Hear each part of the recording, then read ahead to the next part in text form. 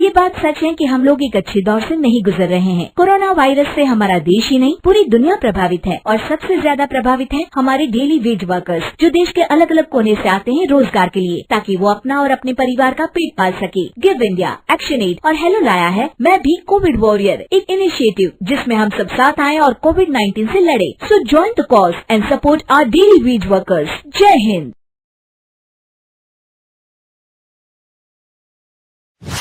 रजनी को बचपन से ही पेंटिंग का बहुत शौक था। वो हमेशा से ही पेंटर बनना चाहती थी, पर उसके माँ और पिताजी ने उसको कभी भी इस चीज के लिए सपोर्ट नहीं किया और उसकी शादी नीरव से हो गई। नीरव रजनी को बहुत प्यार करता था, पर रजनी हमेशा चुपचाप ही रहती। वो इस शादी से खुश नहीं थी। वो ये शादी नहीं करना चाहती थी।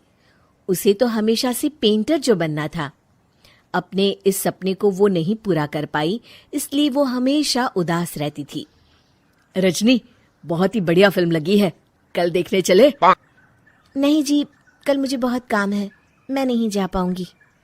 अच्छा तो कोई बात नहीं, संडे को चलते हैं। देखिए, मुझे फिल्म देखना पसंद नहीं है। आपको जाना है तो चले जाइए। नीरव को मना करके रजनी वहां से चली जाती है और अपने बैग को खोलकर उसमें बंद पड़े ब्रश और कलर्स को देखकर रोने लगती है। रजनी, चलो ना कहीं बाहर खाने चलते हैं, कुछ तुम्हारी पसंद का। जी, मुझे नहीं जाना, मेरी तबीयत ठीक नहीं है। रजनी वहां से चली जाती है। नीरव को समझ नहीं आता कि रजनी उससे इतना दूर क्यों रहती है। वो जब भी उसके साथ वक्त बिताना चाहता है, रजनी कोई ना कोई बहाना बना देती है। एक दिन घर पर कोई नहीं था। रजनी घर का सारा काम जल्दी से खत्म कर लेती है।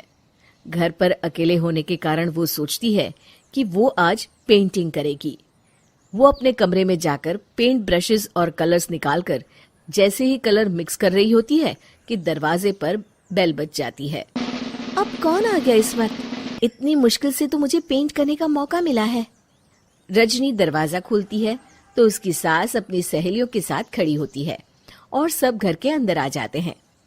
अरे बहू, सबको शरबत बनाकर पिला दे, बाहर तो बड़ी गर्मी है। उफ।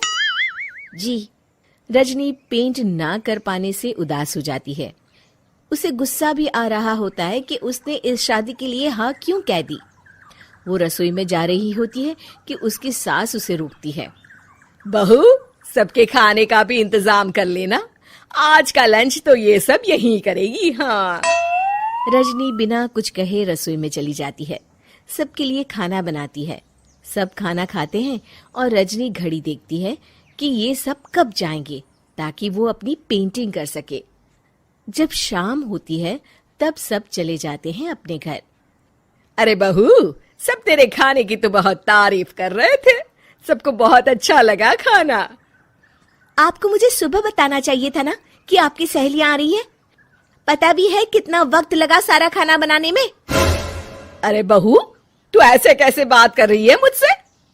तो और कैसे बात करूं? मैं इस घर की कोई नौकरानी नहीं हूं कि इतना काम करूंगी। रजनी अपने कमरे में जाकर दरवाजा बंद कर लेती है। शाम को जब नीरव आता है तो उसकी माँ उसे पूरी घटना के बारे में बताती है। क्या रजनी ने आपसे इस तरह बात की माँ? हाँ, और पता नहीं उसे क्या हो गया है, शाम से बाहर भी नहीं आई है। मैंने तो कई बार आवाज दी, खाना भी नहीं खाया उसने। तू ही बात करके देख ले बेटा। नीरव अपने कमरे का दरवाजा खटखटाता है। रजनी, दरवाजा खोलो, मैं हूं।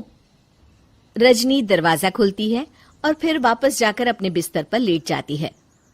रजनी, माँ से बात करने का ये क्या तरीका है? मैंने कोई गलत बात नहीं की है। अरे तुम क्यों ऐसे बर्ताव कर रही हो सबके साथ? क्या तुम इस शादी से खुश नहीं हो? रजनी कुछ नहीं बोलती। अरे बताओ मुझे रजनी, क्या ये शादी तुम्हारी मर्जी के खिलाफ हुई है? हाँ, मैं ये शादी कभी नहीं करना चाहती थी। तुमसे क्या, मैं किसी से भी शादी नहीं करना चाहती थी। रजनी रोने लगती है। चुप हो जाओ रजनी, बताओ मुझे, तुम क्यों नहीं करना चाहती थी शादी? रजनी बेड के नीचे से अपने पेंटिंग्स, कलर्स, ब्रश, पेपर्स निकालती है। इतने में उसकी सास भी कमरे में आ जाती है। ये देख रहे हो, ये थे मेरे सपने। मैं पेंटर बनना चाहती थी, पर माँ पापा ने कभी सपोर्ट नहीं किया और मेरी शादी करवा दी। मेरे सारे सपने टूट गए। हर वक्त बस गुस्सा आता रहता है मुझे। मैं जानती हूँ कि आप लोगों की इसमें कोई गलती नहीं है, पर मैं क्या करूँ, मुझे समझ में नहीं आता।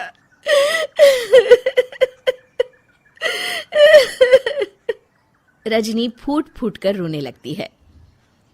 मुझे माफ कर दीजिए, आप दोनों के साथ मैं बहुत बुरा बर्ताव कर रही हूँ। अरे रजनी बेटा, चुप हो जाओ तुम। नीरव पानी लेकर आता है। ये लो पानी पियो और शांत हो जाओ। रजनी पानी पीती है और उसकी सास पेंटिंग्स देख रही होती है। अरे नीरव, हमें तो पता ही नहीं था कि हमारी बहू कलाकार है। अरे कितनी अच्छी पेंटिंग्स बनाई है, देखो तो। ये वाली तो मैं अपने कमरे में ले जाऊंगी।